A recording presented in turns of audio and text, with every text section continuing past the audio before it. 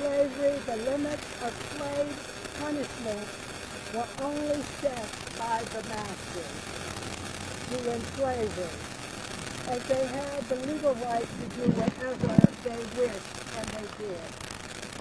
Therefore, enslaved persons in the American South experienced horrific levels of brutality.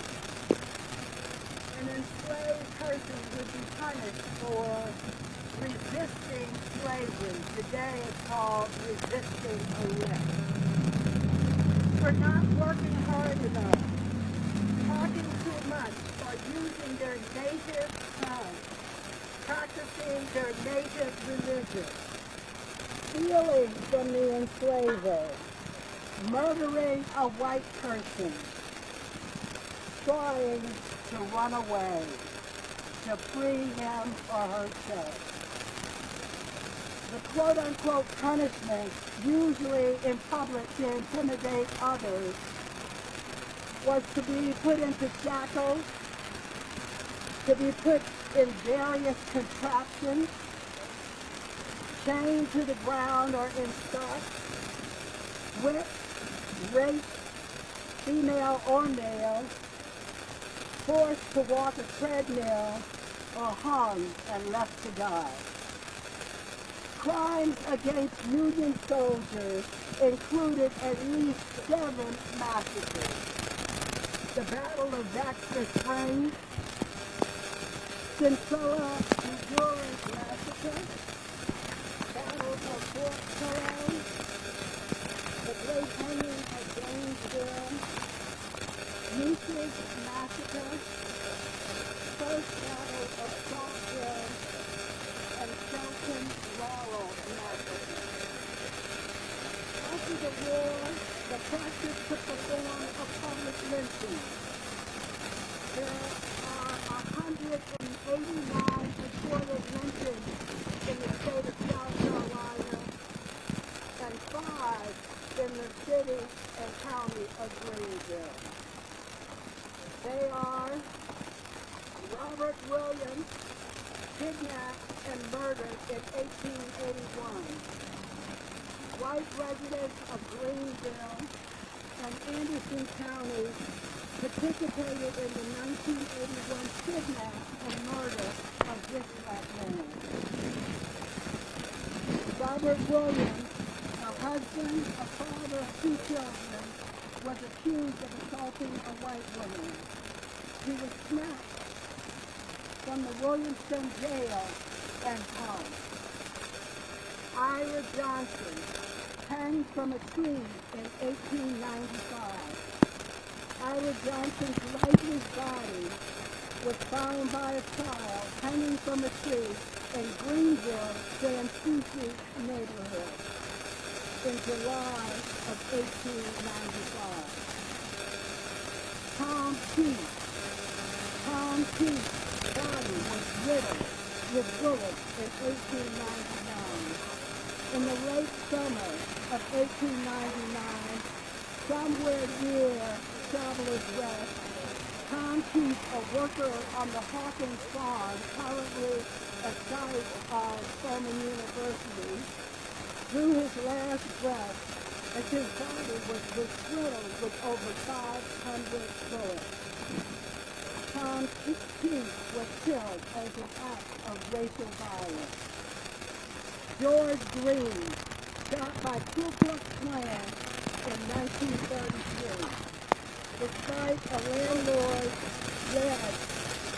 a dispute that the landlord led to November 16, 1933 lynching of Tom Green, an African American in his 60s who was descendant Mulvaney, now lives here in Greenville. George Green had a dispute with his sharecropper landlord over underpayment of goods provided. When George Green refused to accept less money or to leave the premises, The Ku Klux Klan was called to murder him and did. The lynching of Willie Earl, February 16, 1947. The lynching of Willie Earl took place in Greenville, South Carolina on February 16, 1947. Willie Earl, a 24-year-old black man accused of killing a white cab driver, was arrested, taken from a Pickens County jail, and murdered. It was planned and executed from the Poinsett Hotel just up Main Street. It is considered the last racially motivated lynching to occur in South Carolina.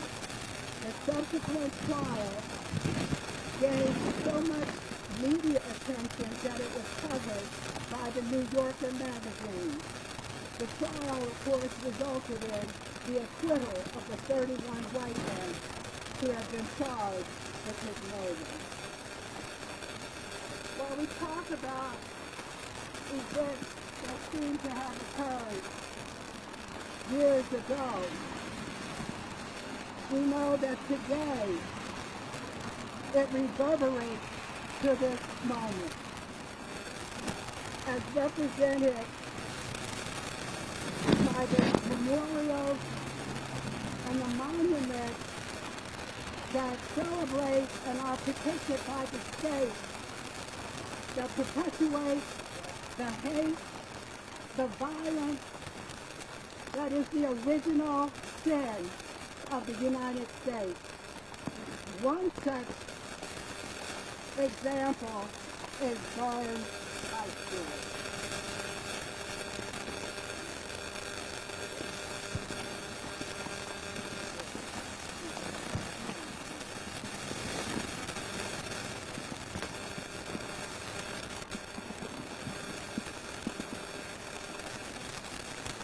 The words inscribed on this monument make the intention of those who had it made very clear. The world shall yet decide clear far-off light that the soldiers who wore the gray and died with Lee were in the right. This monument isn't about mourning the dead. It is always meant to be a message to the living. It's a message that tells us the war to defend slavery still lives on as a righteous cause in the hearts of some. I'm a teacher in the upstate. I'm going to ask you to help connect the key dots in the parishes of oppression. Every day, students pass through the doors of schools in the state aimed in honor of those who speak proudly and defiantly of the tradition of white supremacy in our state.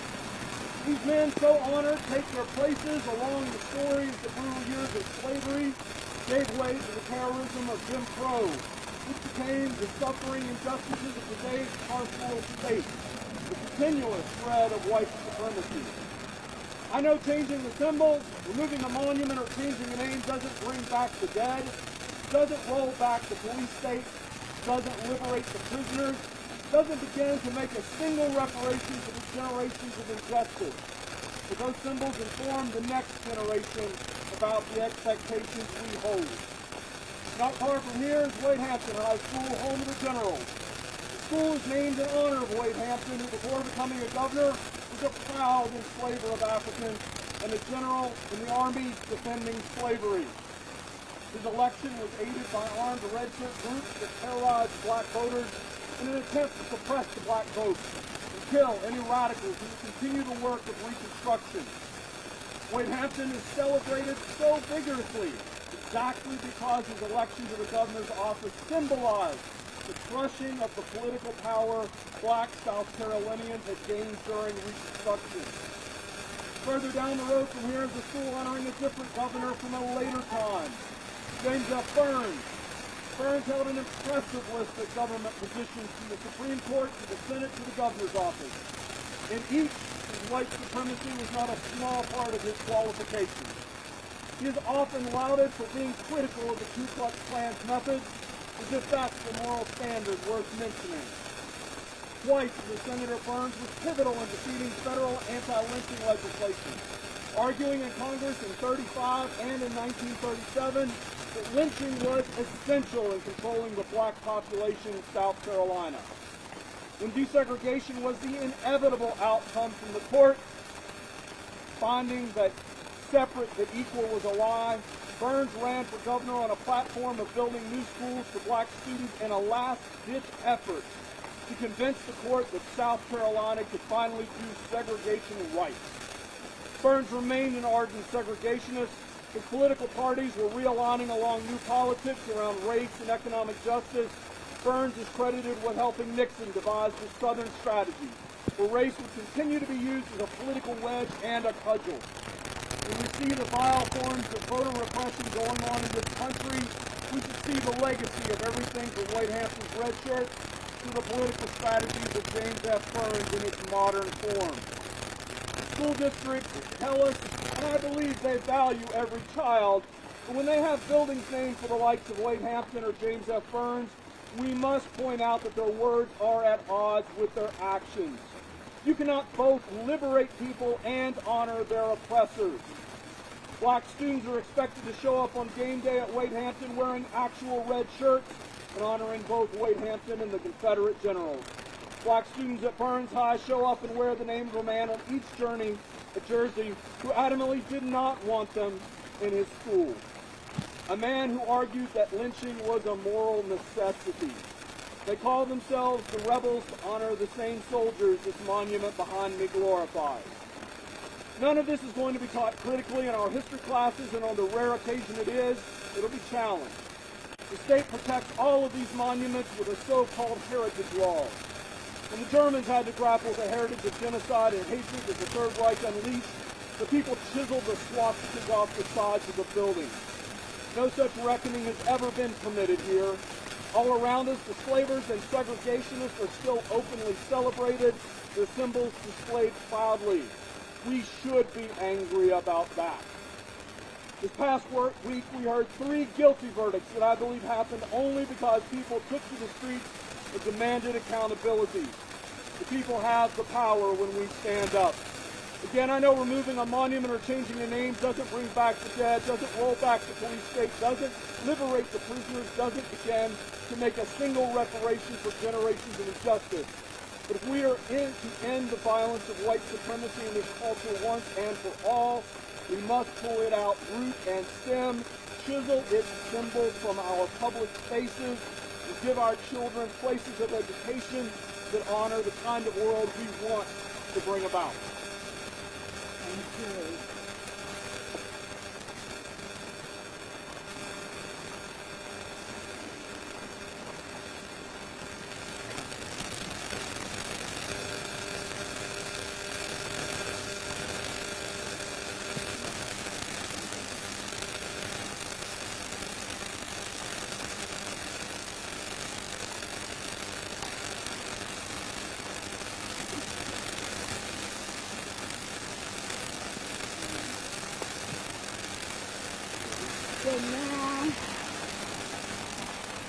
So now we remember and call the names of those who are the victims, known and unknown, of the Confederacy.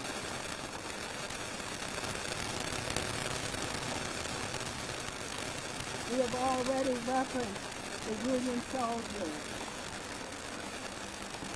We have called the names of those who are the victims of lynching today in the recent past.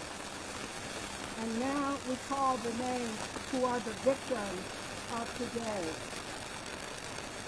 And I ask you to say, after I say their names, that each of you will say Ashe, which is a Ghanaian word which means, and so it is. Rayshard Brooks, Ashe. Ahmad Aubrey, Ashe. Dante Wright, Ashe. Matia Ryan, Ashe. Adam Toledo, Ashe. Andrew Brown Jr., Ashe. Police kill a black or brown person every 16 hours during the Chauvin Run.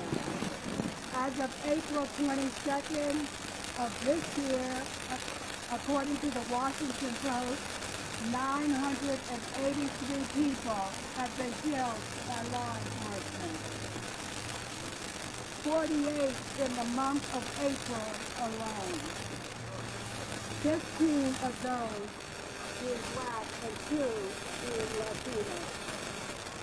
So we remember them as we observe this, the National Day of the Confederate Memorial Day. And we will place to this tree a memorial to them so that they are not forgotten. Before we do, I ask you to join me in saying the pledge to stolen lives. You will say, I, and then your name.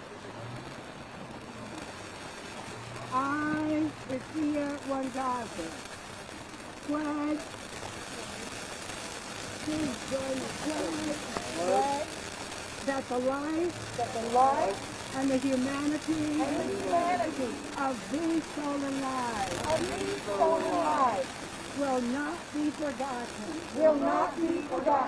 I pledge that their highest hopes and aspirations will live on in us.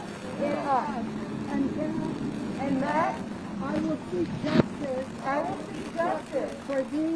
for these and all stolen lives. In this way, I pledge that their memories will stay alive in us and will inspire us to fight for justice and a better world.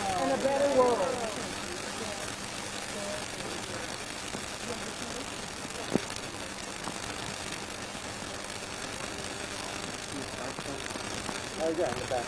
Yeah. It's already on and everything. So, there we go.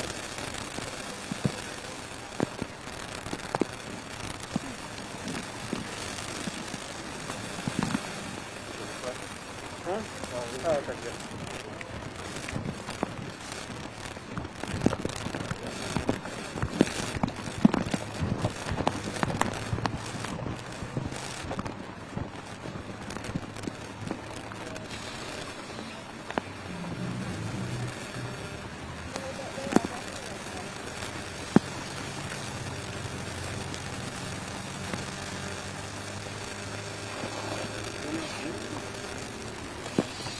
They're not? I don't know.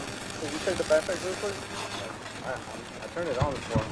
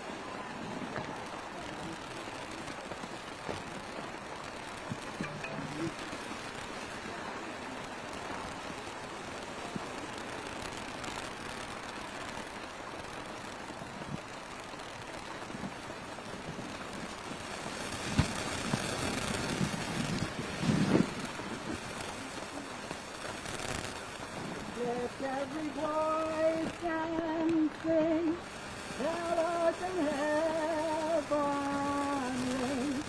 rings with the harmony of liberty. Let our rejoicing heart as the evening sky. Let us march on till victory is won.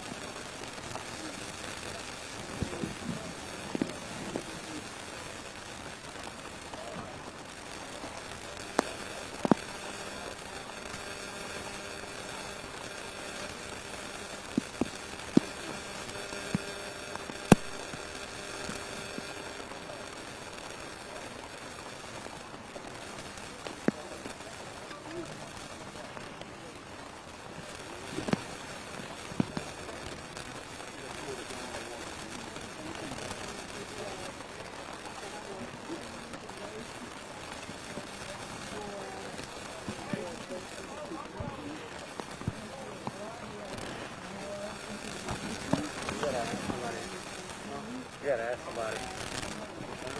Yeah. I talked to her before.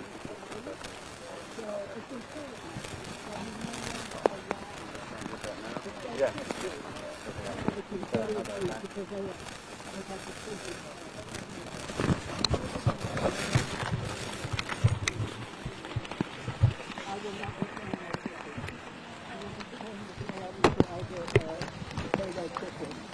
The fact of the matter is that not only will I not willingly underwrite white supremacy, I will also not underwrite the violation of my and other people's First Amendment rights.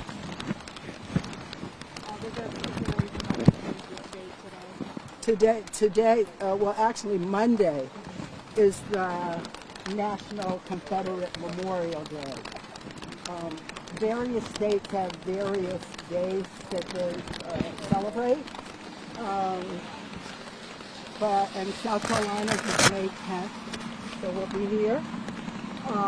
But in addition to that, it's the 156th anniversary of Joseph Johnson's surrender to William Tecumseh Sherman, which is significant in that Sherman, in addition to being a successful Union general, also issued Field Order Number 15, which distributed the land of the traders to the formerly enslaved. And it's the basis of that grant, Field Order Number 15, that many black South Carolinians own or owned land on the coast of South Carolina, like Hilton Head, DeFusty, and such. So as the National Confederate Memorial Day, we feel that it's only fitting that the victims of the Confederacy be recognized. If somebody was just walking by and they had no idea what this date meant or what the intention was, what would you want them to take away from this gathering today? We want them to take away from this gathering that the state is using taxpayers' dollars, including black people and indigenous people on whose land we stand, to celebrate and to protect the monuments to hatred, to violence, and to treachery, that the South betrayed the U.S. Constitution, and there is no place on the planet where the traitor is celebrated by the victor. We want people to understand that the history that is taught in the schools is a lie, and to demand that the truth be taught. Thank you so much. Can I get your first and last name and spell something for the side I came in late? Ifia Wangaza, spell E-F-I-A, Wangaza, N-W-A-N-G-A-Z-A. GAZA. And I would point out that this is a Malcolm X Center for Human Rights led effort, but is a coalition of organizations from the upstate that are committed to dismantling white supremacy and ending hate and violence in the United States. And can you give me your title, if you don't mind? I'm the organizer. Thank you so much. Thank you. Thank you all for coming. Thank you so much. Appreciate it.